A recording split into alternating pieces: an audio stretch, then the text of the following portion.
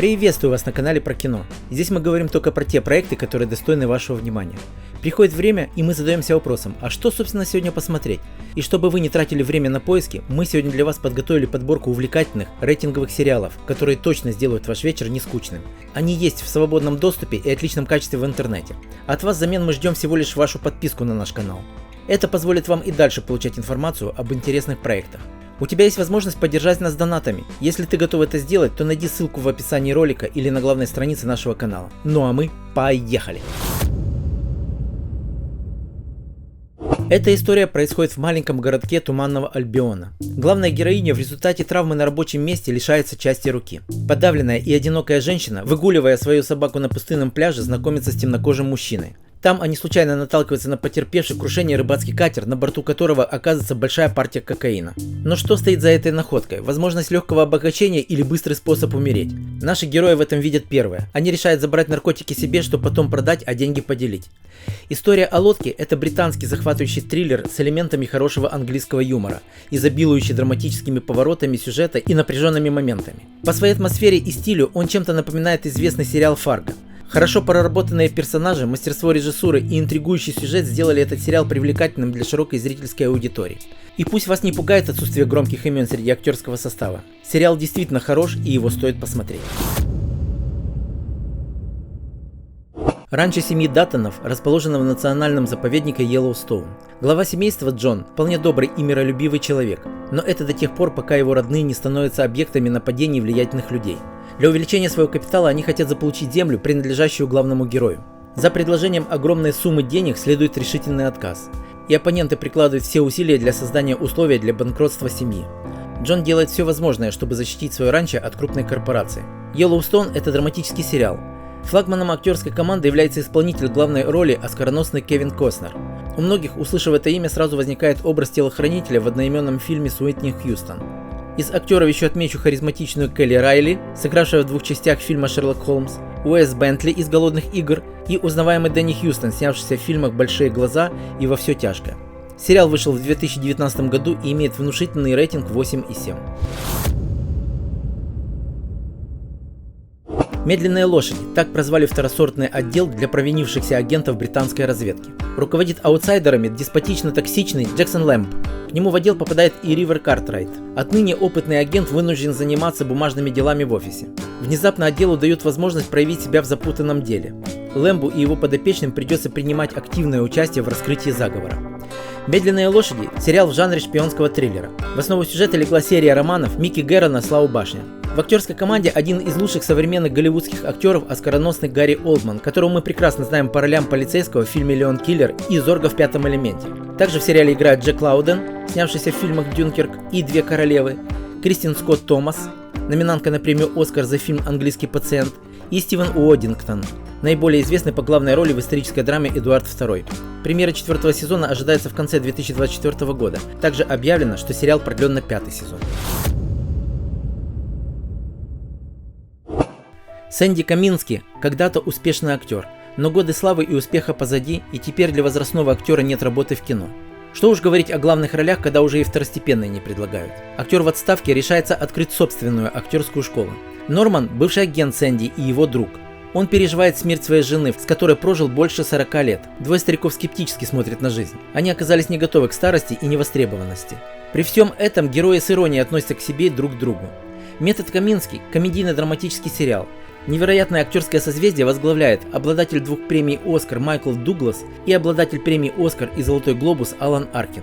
Потрясающая игра актерского дуэта, динамичный сюжет, великолепные диалоги и тонкий юмор делают эту историю интересной и насыщенной. Сериал вышел на платформе Netflix в конце 2018 года. Это был последний телепроект Аркина перед его смертью в июне 2023 года.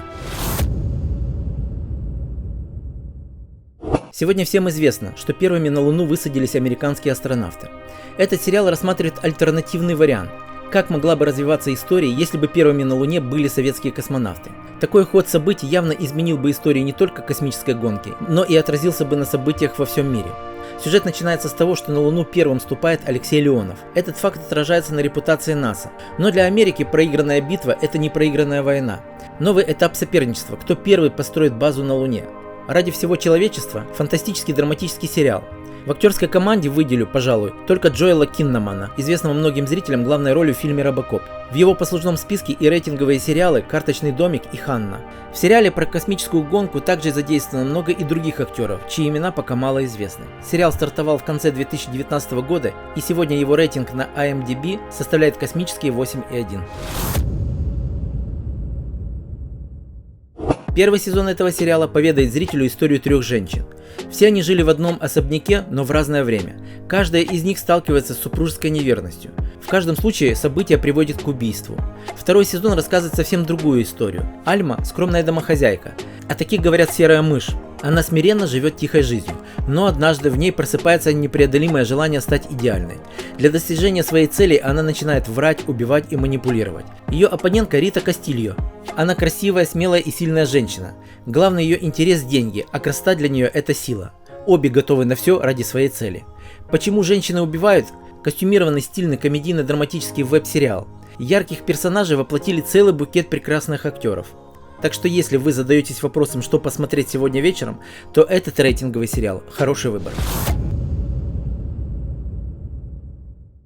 Остросюжетный сериал «Нарко» основан на реальных историях самых крупных наркокартелей 70-80-х годов прошлого века. Первый и второй сезоны сериала рассказывают нам о взлете и падении Пабло Эскобара. Сегодня имя самого безжалостного и самого состоятельного преступника в истории криминального мира знают все. Он поднялся с самых низов до главы наркокартеля. Пытал, убивал и взрывал неугодных. Его необузданная деятельность привела к тому, что власти США объявили ему войну. Третий сезон – это история картеля Калли. После смерти Эскобара он прибрал к рукам весь наркобизнес. Не буду раскрывать все детали сюжета, но поверьте, этот сериал один из лучших на эту тематику. Для лучшего погружения зрителя в атмосферу сериал снят на испанском языке.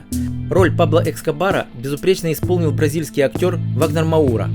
Это один из лучших экранных образов наркобарона. Ну и как тут не отметить Педро Паскаля в роли агента управления по борьбе с наркотиками. В общем, сериал зачетный, рекомендую его к просмотру. А теперь поговорим еще об одном очень интересном проекте. Эта вполне реальная история произошла 50 лет назад, когда Paramount Pictures испытывала кризис. В это же время разорившийся Марио Пьюзо заканчивает своего крестного отца. И в это же время пока никому неизвестный молодой продюсер Альберт Ради предлагает кинокомпании начать производство очередного блокбастера. Роберт Эванс, руководитель студии Paramount Pictures, решает дать ему шанс. Так судьба свела всех героев этой истории, чтобы они создали один из самых потрясающих фильмов всех времен. Предложение – биографический драматический мини-сериал от Paramount+.